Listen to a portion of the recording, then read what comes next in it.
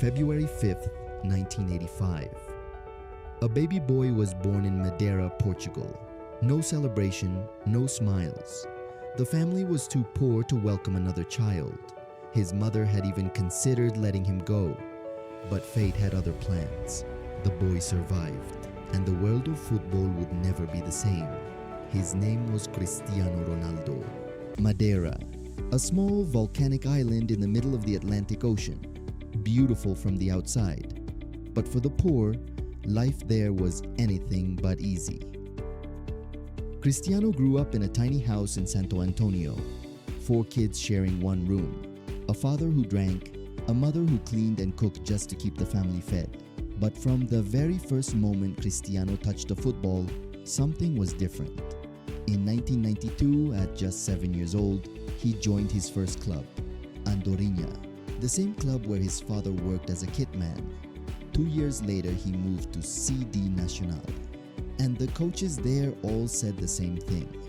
This kid is not like the others. In 1997, Sporting CP scouts came to Madeira.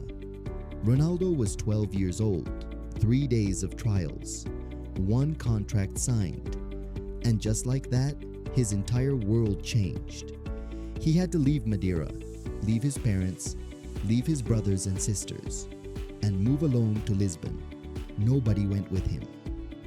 Those first nights, he cried himself to sleep, mocked for his Madeiran accent, left out because he was different.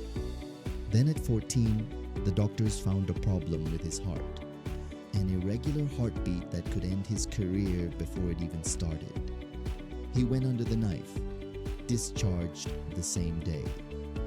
Back in training within the week, and in August 2002, at just 17 years old.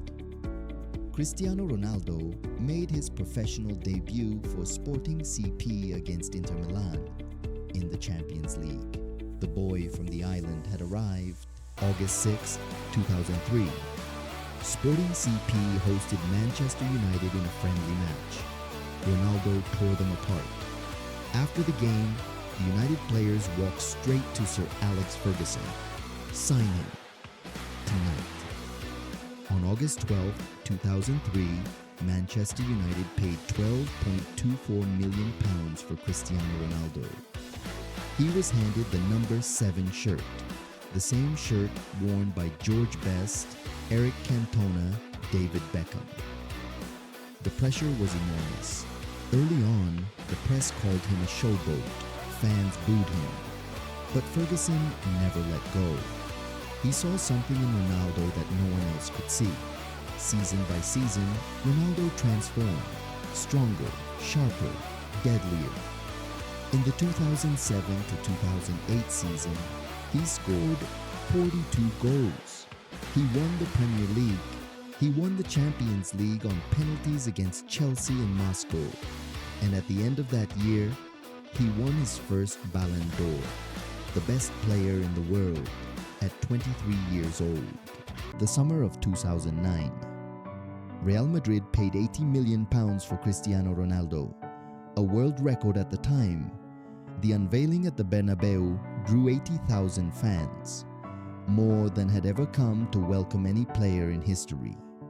What followed was 9 years of total dominance, 311 goals in 292 games. In 2013 and 2014, he won back-to-back Ballon d'Or awards. In 2014, he scored the decisive penalty to win La Decima, Real Madrid's first Champions League in 12 years, then 2016, then 2017. 3 Champions League titles in 4 years. He became the first player ever to score in 3 Champions League finals. He won 4 Ballon d'Or awards in a Real Madrid shirt. The rivalry with Lionel Messi pushed both men beyond what anyone thought possible. In 9 years at Real Madrid, Cristiano Ronaldo became the greatest goal scorer in the club's history. 2016, the Euro final, France, home crowd, 90,000 fans, minute 25. Ronaldo went down hard. He tried to get up, fell again. then was carried off on a stretcher, tears streaming down the captain's face. Anyone would have forgiven him for disappearing into the locker room. He didn't.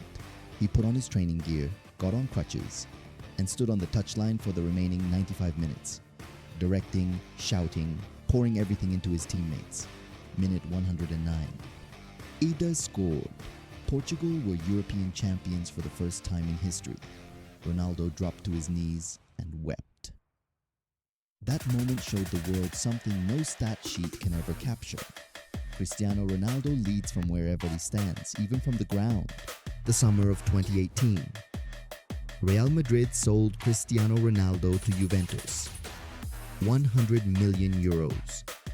The highest ever paid for a player over 30. The media said he was finished, too old, too expensive, too past his prime. In his first season, he scored 28 goals. In his second, 37. In his third, 36. He helped Juventus win back-to-back Serie A titles. He became the first player in history to win league titles in England, Spain, and Italy. Then in December 2021, he scored his 800th career goal. 800. No one in the history of football had ever reached that number. The media had called him finished 3 years earlier. He answered with 800 goals.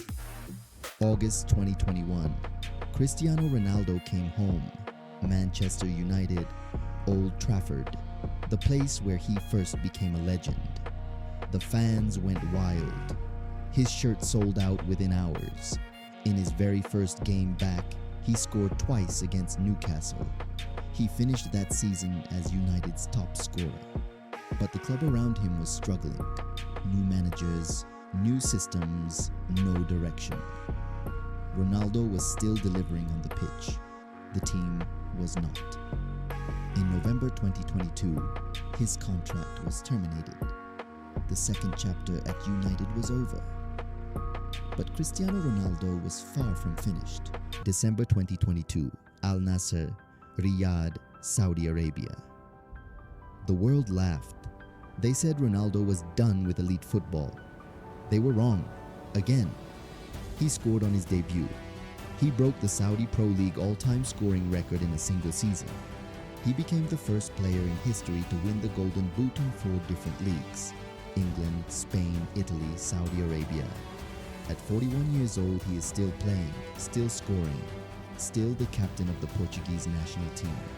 The man simply refuses to stop. World Cup 2026. United States, Canada, Mexico. Cristiano Ronaldo steps onto the pitch for the 6th time at a World Cup. No man in the history of football has ever done that. 2002, 2006, 2010, 2014, 2018, 2022, and now 2026. 6 World Cups. One man. He is not here to collect a participation medal. He is here because there is one trophy he has never lifted. The gold one. And after everything this man has given to this game, you would be a fool to bet against him. People will keep arguing forever. Ronaldo or Messi.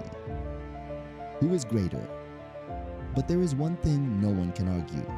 No one in the history of football has set a higher standard for themselves and then lived by that standard every single day for over 25 years. 1992. Andorinha, a 7-year-old boy with nothing but a ball.